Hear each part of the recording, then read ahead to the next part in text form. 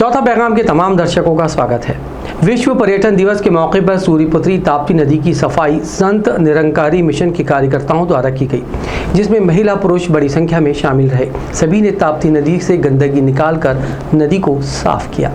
Sant Nirankari mission के सदगुरु माता सुदीक्षा जी महाराज और राजपिता के आशीर्वाद से संत निरंकारी चैरिटेबल फाउंडेशन द्वारा विश्व भरण दिवस के अवसर पर मेगा स्वच्छ अभियान का आयोजन देश भर में किया गया।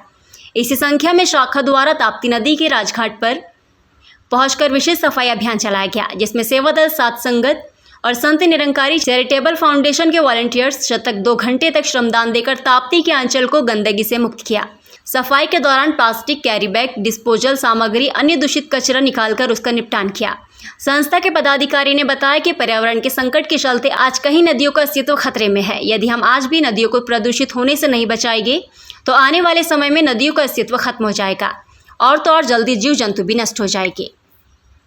नमस्कार, इंडिया न्यूज़ 53 के तमाम दर्शकों का स्वागत है। जिस मॉल पर 2 दिन पहले टावर गिरा था, वहां गैस कटर से मलबा काटते समय अचानक आग लग गई, जिसे लोगों की मदद से बुझाया गया।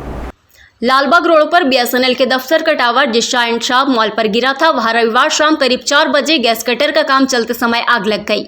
आग पर स्थानीय लोगों की मदद से काबू पाया गया, साथ ही फायर फाइटर भी पहुंच गया था। प्रत्यक्षदर्शियों के अनुसार शाम करीब 4 बजे मॉल में गैस कटर से लोहे के टावर को काटने का काम किया जा रहा था। तभी अचानक यहाँ पड़े सामान में आग लग गई। कुछ ही देर में आग बढ़ने लगी, तब फायर फाइटर को इसकी सूचना दी गई। इसी बीच आसपास के लोगों ने भी मदद की और आग पर कुछ देर में काबू पा लिया गया। गौरतलब है कि 2 जून की शाम करीब 6:15 बजे शहर में तेज हवा, आंधी तूफान के बाद बारिश होने लगी। करीब 10 मिनट की तेज हवा में बीएसएनएल का मोबाइल टावर पीछे की ओर गिर गया था, जिससे एक मॉल, एक स्टील और एक अन्य दुकान चपेट में आ गई थी। हादसे में 3 कर्मचारी गंभीर रूप से घायल हो गए थे, जिसमें से एक कर्मचारी की रविवार सुबह ही मौत हो चुकी है। अब यह अचानक आग लग गई, हालांकि आग पर कुछ ही देर में काबू पा लिया गया था। बोल रहा हूँ, 2 दिन पहले हमारे हादसा हुआ था। बीएसएनएल का टावर गिरा था। पीछे आप देख रहे हैं, बीएसएनएल का पूरा टावर गिरा हुआ है। उसने दुकान का काफ़ी नुकसान किया, माल का भयंकर नुकसान किया। 3 बच्चों को लगा था, उसमें से एक बच्चे को ज़्यादा लगी थी, आज वो एक्सपायर हो गया बेचारा। ये सब बीएसएनएल के टावर के कारण हुआ था और बीएसएनएल के अधिकारी यहाँ पे टावर को काट रहे थे, बिना पानी की व्यवस्था करे, बिना कोई व्यवस्था करे, बिना कोई सेफ्टी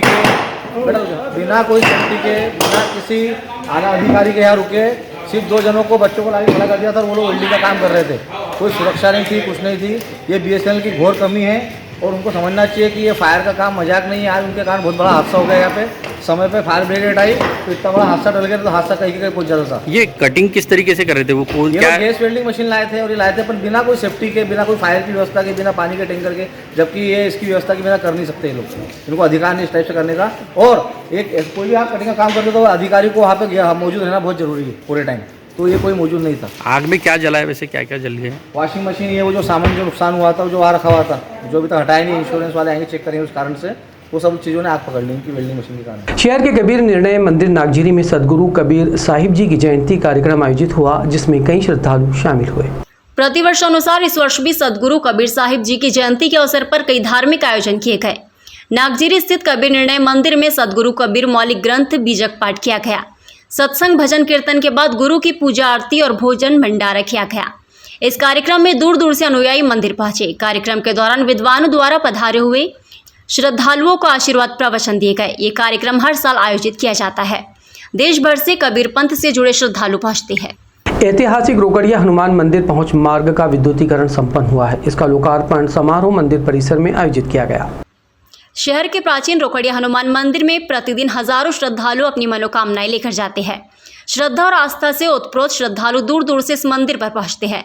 श्रद्धालुओं को किसी प्रकार की कोई समस्या ना हो, इसको देखते हुए समय समय पर जनप्रतिनिधियों, शासन प्रशासन द्वारा विकास कार्य किए जा रहे हैं। इसी कड़ी में ट्रांसपोर्ट नगर से मंदिर परिसर तक पहुंचने के लिए मार्ग पर विद्युतीकरण की लंबे समय से आवश्यकता महसूस की जा रही थी, जिसको लेकर श्री रोकड़िया हनुमान मंदिर फौजी मार्ग पर खंडवा रोड से मंदिर तक 26,72,000 के विद्युतीकरण का कार्य लोकार्पण खंडवा सांसद ज्ञानेश्वर पाटिल, महापौर माधुरी पटेल, पूर्व महापौर अनिल भोसले, पूर्व महापौर अतुल पटेल सहित जनप्रतिनिधियों के द्वारा किया गया। कार्यक्रम में सभी वार्ड पार्षद, अधिकारी, कर्मचारी बड़ी संख्या में मौजूद थे। आज भगवान हनुमान जी महाराज रोकड़े हनुमान के नाम से हमारे तीर्थ स्थल प्रसिद्ध है और शहर ही नहीं पूरे आसपास के सभी धर्म प्रेमी भगवान का आशीर्वाद देने के लिए रोकड़े हनुमान मंदिर आते हैं और रोकड़े हनुमान महाराज जी की ऐसी कृपा है कि जो भी आया है इसके दरबार में वो खाली हाथ नहीं गया है, कुछ न कुछ इसको लाभ भगवान जी की तरफ से मिला ही मिला है।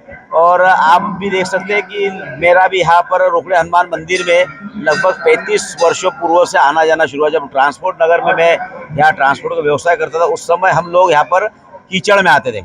और मैं यहाँ के हमारे जो करता धरता है वानी बाबूजी को धन्यवाद दूंगा कि आज रोकड़े हनुमान महाराज मंदिर को प्रसिद्ध कराने में यदि किसी का सबसे अधिक रोल है तो वानी जी का है, क्योंकि वानी जी उस परिस्थितियों में यहाँ पर आते थे और भगवान की सेवा करते थे। उनसे प्रेरणा लेकर ही यहाँ पर आज चाहे रोड की बात कर लो या आज जो एलईडी लाइट लगी है वो एलईडी लाइट हमारे महापौर जी को मैं धन्यवाद दूंगा कि उन्होंने इस एलईडी 26,72,000 रुपये की लागत से लाइट जो लगे हैं मेन रोड से लेकर तो रोकड़े हनुमान मंदिर तक, तो ये भारत सरकार और मध्य प्रदेश सरकार का पर्यटन विकास निगम की तरफ से ये लाइट के लिए पैसा स्वीकृत हुआ है।